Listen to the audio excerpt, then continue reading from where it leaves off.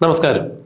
2026 നിയമസഭാ തെരഞ്ഞെടുപ്പ് കേരളത്തിൽ വലിയ രാഷ്ട്രീയ ധ്രുവീകരണങ്ങൾക്ക് കൂടി കളമൊരുങ്ങിയ കാഴ്ച കേരളത്തിലെ പ്രബുദ്ധരായ ജനങ്ങൾ കാണുകയുണ്ടായി.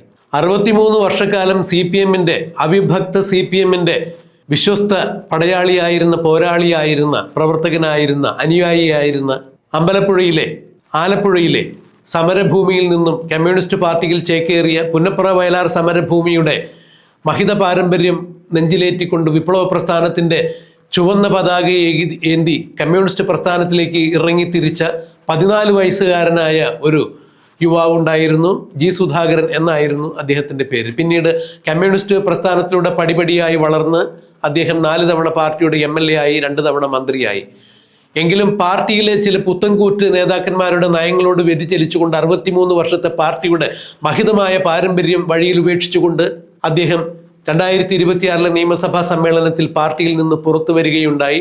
വിമത സ്ഥാനാർത്ഥിയായി പാർട്ടിക്കെതിരെ മത്സരിക്കുകയും പാർട്ടി നിർത്തിയ സ്ഥാനാർത്ഥിയെ തോൽപ്പിക്കുകയും വൻപിച്ച ഭൂരിപക്ഷത്തോടുകൂടി അമ്പലപ്പുഴയിൽ നിന്ന് തെരഞ്ഞെടുക്കപ്പെടുകയും ഉണ്ടായി. ജി സുധാകരനെ പോലെ തളിപ്പറമ്പിൽ പാർട്ടിയുടെ നയവൈകല്യങ്ങളോട് പ്രതികരിച്ചുകൊണ്ട് പൊട്ടിത്തെറിച്ചുകൊണ്ട് TK ഗോവിന്ദനും അവിടെ പാർട്ടി സ്ഥാനാർത്ഥിയായ പാർട്ടിയുടെ സംസ്ഥാന സെക്രട്ടറിയായ MP ഗോവിന്ദൻ്റെ ഭാര്യ PK ശ്യാമളയ്ക്കെതിരെ മത്സരിച്ച് വൻ വിജയം കരസ്ഥമാക്കുകയുണ്ടായി. CPMന്റെ ചുവന്ന കോട്ട, അല്ലെങ്കിൽ തകർക്കാൻ പറ്റാത്ത ചെങ്കോട്ട എന്നൊക്കെ വിശേഷിപ്പിക്കപ്പെടുന്ന കണ്ണൂരിൽ, പയ്യന്നൂരിൽ, തളിപ്പറമ്പിലെല്ലാം ഇതുപോലെ തന്നെയാണ് പാർട്ടിയുടെ വിശ്വസ്തരായ അണികളും നേതാക്കളുമെല്ലാം പാർട്ടി വിട്ടുപോരുന്ന കാഴ്ചയാണ് 2026 തെരഞ്ഞെടുപ്പ് കാലത്ത് കണ്ടത്. തളിപ്പറമ്പിൽ TK ഗോവിന്ദനാണെന്നുണ്ടെങ്കിൽ, ആലപ്പുഴയിൽ ജി സുധാകരനാണ് എന്നുണ്ടെങ്കിൽ, പയ്യന്നൂരിൽ V കുഞ്ഞികൃഷ്ണനായിരുന്നു.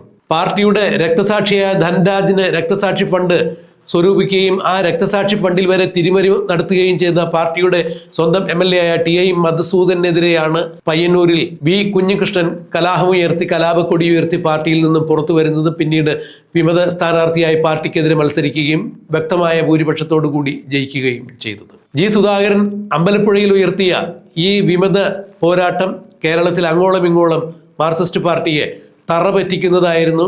രണ്ടാം പിണറായി വിജയൻ സർക്കാർ 99 സീറ്റുകളോടുകൂടിയാണ് അധികാരത്തിൽ വന്നതെങ്കിൽ 2026 എത്തുമ്പോൾ അത് കേവലം 35 സീറ്റുകളിലേക്ക് മാത്രം ഒതുങ്ങുന്ന കാഴ്ചയാണ് കണ്ടത്. CPMന് മാത്രമായി കിട്ടിയത് 28 സീറ്റാണ് എന്നുള്ളത് ഏറെ ദയനീയമായ പരാജയമാണ് കമ്മ്യൂണിസ്റ്റ് പാർട്ടിക്ക് ഉണ്ടായത് എന്നുള്ളതിൻ്റെ ഏറ്റവും വലിയ ദൃഷ്ടാന്തമാണ്. എന്നാൽ ഈ 2026 തെരഞ്ഞെടുപ്പിൻ്റെ കാലഘട്ടം എന്ന് പറയുമ്പോൾ പതിവ് പോലെ മുഖ്യമന്ത്രി പിണറായി വിജയൻ ഭാഷയ്ക്ക് പുതിയ ഭാഷാപ്രയോഗങ്ങൾ, പദപ്രയോഗങ്ങൾ സംഭാവന ചെയ്ത കാലം കൂടിയാണ്. പ്രേമചന്ദ്രൻ കൊല്ലത്ത് മത്സരിക്കുമ്പോൾ അദ്ദേഹത്തിനെതിരെ, അതായത് MA ബേബിക്കെതിരെ മത്സരിക്കുമ്പോൾ പാർട്ടിയിൽ നിന്ന് അസാരസ്യങ്ങളുണ്ടായി അദ്ദേഹം തെറ്റിപ്പിരിഞ്ഞ് മത്സരിക്കുമ്പോൾ പരനാറി പ്രയോഗമാണ് അന്ന് ബഹുമാന്യനായ മുഖ്യമന്ത്രി പിണറായി വിജയൻ പ്രേമചന്ദ്രനെതിരെ നടത്തിയത്.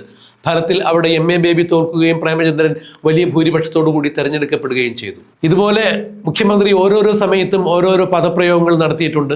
നിയമസഭയിൽ മുഖ്യമന്ത്രിക്കെതിരെ സംസാരിച്ച ഒരാളെ അദ്ദേഹത്തിന് പൊക്കക്കുറവാണെന്നുള്ളതിൻ്റെ പേരിൽ 8.25 അട്ടി വെച്ചതുപോലുള്ള ഒരു പ്രയോഗത്തിലൂടെ അദ്ദേഹത്തെ ശാരീരികമായി അധിക്ഷേപിക്കുന്ന ഒരു പദപ്രയോഗം നമ്മൾ കണ്ടു. അതിനു മുമ്പായി കൊണ്ട് തന്നെ TP ചന്ദ്രശേഖരനെ കുലംകുത്തി എന്ന് വിളിക്കുന്ന മുഖ്യമന്ത്രിയുടെ ഭാഷാപ്രയോഗവും പദപ്രയോഗവും മലയാളം കണ്ടറിഞ്ഞത് തന്നെയാണ്. അങ്ങനെ കുലംകുത്തി, 8.25 അട്ടി, പരനാറി, മാധ്യമപ്രവർത്തകരെ കണ്ടു കഴിഞ്ഞാൽ കടക്ക് പുറത്ത്. ഇനി പ്രസംഗവേദിയിൽ ആരെങ്കിലും എന്തെങ്കിലും സംശയം മുഖ്യമന്ത്രിയോട് ചോദിച്ചാൽ, വീണ ജോർജിൻ്റെ ഒരു പ്രചരണ പരിപാടിയിൽ മുഖ്യമന്ത്രി സംസാരിക്കുമ്പോൾ അവിടെ മുഖ്യമന്ത്രി അയാളോട് പറഞ്ഞത് ആ സംശയങ്ങളെല്ലാം വീട്ടിൽ പോയി പറഞ്ഞാൽ മതി എന്നുള്ളതാണ്. പിന്നീട് ജി സുധാകരൻ പാർട്ടിയിൽ നിന്ന് പിരിഞ്ഞ് പാർട്ടിയുടെ വിമത സ്ഥാനാർത്ഥി ആയി പാർട്ടിക്കെതിരെ മത്സരിക്കുമ്പോൾ ചെറ്റത്തരം എന്നാണ് പറഞ്ഞത്. എന്നാൽ ഇപ്പോൾ മുഖ്യമന്ത്രി വലിയ ഒരു തിരിച്ചടി നേരിടുന്നു. മുഖ്യമന്ത്രി എന്ന് പറയുമ്പോൾ പഴയ മുഖ്യമന്ത്രി പിണറായി വിജയൻ. അദ്ദേഹം അന്ന് അത് പറഞ്ഞപ്പോൾ ഈ പറഞ്ഞ ആളുകളെ താൻ വീണ്ടും നിയമസഭയിൽ പരസ്യമായി സാറേ എന്ന് വിളിക്കേണ്ടി വരും എന്നൊരിക്കൽ പോലും ഓർത്തിട്ടുണ്ടാവില്ല. പറഞ്ഞു വരുന്നത്, ജി സുധാകരനെ വൻ ഭൂരിപക്ഷത്തോടു കൂടി അധികാരത്തിൽ വന്ന UDF സർക്കാർ പ്രോ ടൈം സ്പീക്കറായി നിയമിച്ചിരിക്കുന്നു എന്നുള്ള വാർത്തയാണ്. നിയുക്ത MLA-മാരെയും സ്പീക്കർമാരെയും എല്ലാം സത്യപ്രതിജ്ഞ ചെയ്യിക്കുന്ന ഒരു ചടങ്ങാണ് പ്രോ ടൈം സ്പീക്കർക്കുള്ളത്. അങ്ങനെ വരുമ്പോൾ പിണറായി വിജയൻ ഉൾപ്പെടെയുള്ള നിയമസഭയിലേക്ക് തെരഞ്ഞെടുക്കപ്പെട്ട 140 MLA-മാരെയും സത്യപ്രതിജ്ഞ ചെയ്യിക്കുന്നതിൻ്റെ ഉത്തരവാദിത്തം പ്രോ ടൈം സ്പീക്കറായ ജി സുധാകരന് തന്നെയാണ്. UDFന്റെ പിന്തുണയോടുകൂടി ആലപ്പുഴയിൽ നിന്നും വ്യക്തമായ വൻപിച്ച ഭൂരിപക്ഷത്തോടുകൂടി ജയിച്ചു വന്ന സുധാകരനെ കൊണ്ട് തന്നെ കടിച്ച പാമ്പിനെ കൊണ്ട് വിഷമിറക്കിക്കുക എന്നതുപോലെ തന്നെ പിണറായി വിജയൻ സുധാകരനെ നാവിടത്ത് ചെറ്റ എന്ന് വിളിച്ചതിന് പകരമായി നിയമസഭയിൽ വച്ച് സുധാകരനെ സാർ എന്ന് അഭിസംബോധന ചെയ്യുന്നതിന് വേണ്ടി തന്നെയാണോ ഇപ്പോൾ ജി സുധാകരനെ പ്രോടൈം സ്പീക്കറായി UDF നിയമിച്ചിരിക്കുന്നത് എന്ന് തന്നെയാണ് രാഷ്ട്രീയ നിരീക്ഷകർ സംശയം കൂറുന്നത്. എന്നാൽ അത് സ്വാഭാവികമായ നടപടിക്രമം മാത്രമാണ് എന്നുള്ളതും നിയമസഭയിൽ സ്പീക്കറെയും MLA-മാരെയും എല്ലാം സത്യപ്രതിജ്ഞ ചെയ്യിക്കുന്നത് സഭയിലെ മുതിർന്ന അംഗങ്ങളായി ജയിച്ചു വരുന്ന MLA-മാരായിരിക്കും. സഭാ പരിജ്ഞാനവും പരിചയമുള്ള ആളുകളെ ആയിരിക്കും അതിന് തിരഞ്ഞെടുക്കുക എന്നുള്ളതാണ് കീഴ്വഴക്കം. അങ്ങനെയെങ്കിൽ ഇപ്പോൾ നിയമസഭയിലേക്ക് മത്സരിച്ച് ജയിച്ചെത്തിയിരിക്കുന്നതിൽ മുതിർന്ന നേതാക്കളാണ് ജി സുധാകരനും പിണറായി വിജയനുമെല്ലാം. അവരിൽ താഴെയാണ് മറ്റുള്ള എല്ലാ ആളുകളും. അതുകൊണ്ട് UDF പ്രോടൈം സ്പീക്കറായി തെരഞ്ഞെടുത്തത് ജി സുധാകരനെ തന്നെയാണ്.